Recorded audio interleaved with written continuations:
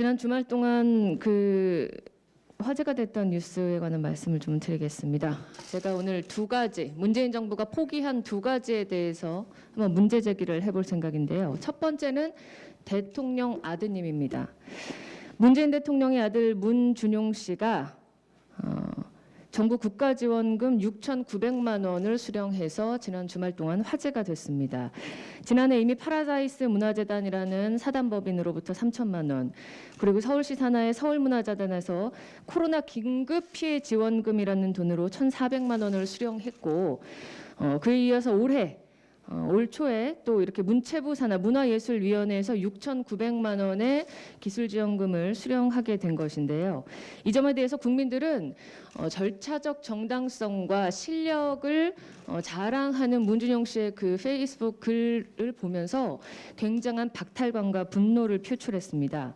여기에 대해서 사실은 지난해 유영민 비서실장께서 특별감찰관을 빨리 대통령에게 임명하도록 건의해서 또 임명하도록 해서 청와대와 대통령 친인척에 대한 공직 기강 또 친인척에 대한 어떤 관리 등을 철저히 하겠다고 했는데, 사실상 이 문준용 씨가 하고 있는 그 모든 것이 국민들에게 지도자의 아들로서 어떻게 비춰질지에 대한 관리는 전혀 되지 않고 있습니다. 이 점에 대해서 저희가 문체부에 많은 자료를 의원실에서 개인적으로 이렇게 요청을 했는데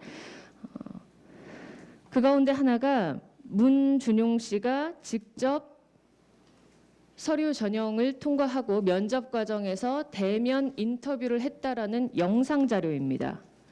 1차 서류 전형에서 문준용 씨가 본인의 글에서 밝힌 대로 102명의 신청자 가운데 2차 인터뷰 대상이 33명으로 확정됐고, 이 중에 30명이 심사위원 7명과 함께 영상으로 온라인 인터뷰를 15분간 했습니다. 여기에 관여된 심사위원 7분은요. 일반 기업의 부장이기도 하고요.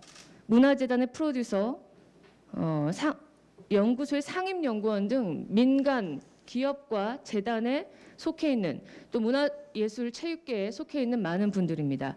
이분들이 대통령 아들을 영상으로 직접 인터뷰했을 때 과연 아무런 압박을 느끼지 않고 심사를 공정하게 진행할 수 있었을지, 저뿐만 아니라 이 자리에 계신 모든 분들 그리고 국민들께서 굉장히 의아하게 느끼실 겁니다.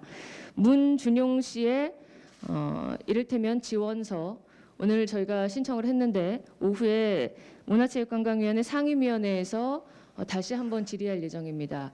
제대로 자료를 받아서 저희가 확인을 할 거고요. 이 점에 관해서는 올해 국감에 이어지기까지 대통령 아들에게 저희가 불이익을 바라는 것은 아니지만 암묵적인 어떤 압박을 통해서 특혜를 받아간 것은 아닌지 끝까지 확인할 것이고, 이에 대한 부적절한 처신에 대해서 문준용 씨 스스로는 앞으로 국민들 앞에 더 이상 피로감 주지 않게 자중자애하시고, 청와대와 정부는 대통령 아들을 서울시 그리고 정부에서까지 이렇게 거듭거듭 꼬박꼬박 지원금을 챙겨주고 있는 것에 대해서 어떤 명확한 입장을 좀 주셨으면 좋겠습니다.